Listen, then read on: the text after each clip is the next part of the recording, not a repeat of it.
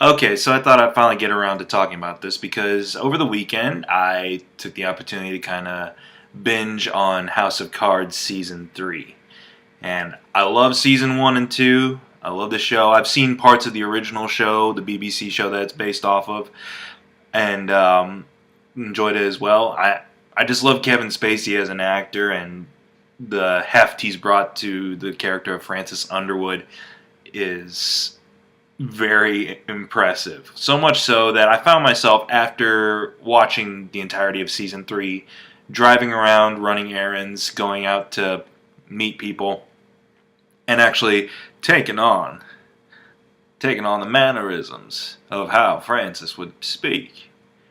And I would address people in such a manner that I would have a chance to sit down and have a nice plate of ribs with them. Okay, it's a lame Francis impression probably, but no, I really enjoyed season 3. Is it as batshit as seasons 1 and 2 were? Kinda. I mean, really. I mean, it's Francis's story, and he starts out pretty strong. I'm gonna try to avoid as many spoilers as possible because if you love this show, if you like this show, you should just check out season 3 for yourself. But he opens by pissing on his father's headstone, and he's president. He's got like the whole like enclave. He's got the whole group of reporters there, but they're keeping their distance because Secret Service, led by Meacham, is all about like he wants his privacy. And then he's addressing the viewers, saying like, "I hated my father," essentially, and doing that and taking a whiz on his headstone. So that's a strong opener right there. One spoiler I guess I gotta give out there. Stop watching for right now if you don't want to be too spoiled. Okay, you're back now. Doug surviving last season. That was pretty cool. And honestly, I like Doug Stamper as a character just fine, but I never really got to empathizing with his situations at times. Like, I just viewed him as an all-around creeper when it came down to him and the girl and so forth. And he was just this cold, calculating dude who was just trying to further the horse he bet on, essentially, which was Francis. So, but you could tell that he gets a genuine like thrill out of playing the game, so to speak, in terms of political underhandedness. So I was kind of glad to see him come back, and I was kind of glad to see him really have a strong character arc. Like, there were moments in this where he really wasn't just a creeper there in Francis's posse. And it helped that we got a little bit more history behind him, such as him kind of stumbling back into alcoholism, meeting his brother and his family, seeing him actually almost turn around as a character in a way, but not quite, because the hold of politics and playing that political game sticks with him throughout the entire season, and he struggles with it in various ways, shapes, or forms, to the point where at the end of the season, I was really kind of I was at my TV screen being like, please, just let it go, dude. Dude, just let it go.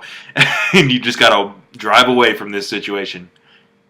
But he didn't, and now and so forth. And it was kind of this kind of build-up for me, like, oh, I finally get what this dude's all about. And I finally understand some of his plights. And then, forget all that. He's back to being malicious and asshole-ish and everything like that. So, I will say season 3 played with my heart a bit on that aspect.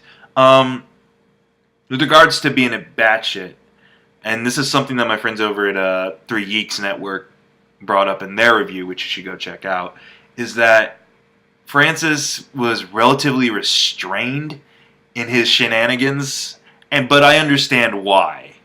I mean, he can't be doing what he was doing in seasons 1 and 2 for the most part. He can't be too out of bounds with regards to philandering, political maneuver, there's still political maneuvering, but full-on blackmail, assisted suicide, straight up murder. Yeah, now that he's acting president, he really can't afford to be taking those chances. So I got why he was kind of subdued this season. But he really, what always fascinates me about that character is the fact that even though he can be kind of restrained in terms of what he can get away with, he has no problem expressing to you just the bile and contempt and everything that he has for his opponents or for the way the system works. So yeah, kudos to him. Once again, Claire has a pretty good arc, and she's given a new position of power in a way that for a long time you're kind of guessing that it's gonna turn sour for her, and the relationship between her and Francis starts to take a turn for worse due to the fact that this is what happens when you have two very ambitious people who finally are within arm's reach of both obtaining the goals that they want, but ultimately they end up hindering each other in a way, which is kind of the bittersweet irony of that relationship, in that they do really kind of respect and admire each other. Francis, says he's nothing without her and so forth, but at the same time, they're not below kind of underwriting each other's goals to a degree. And it left it on a note where I'm very interested to see where it picks up from there. Trying to think. Freddy came back, which is always great. I guess one thing I'd say is a lesson that characters haven't learned yet in this series is, dudes, don't trust writers or reporters. It doesn't work out for you or for them, as the case may be with this show.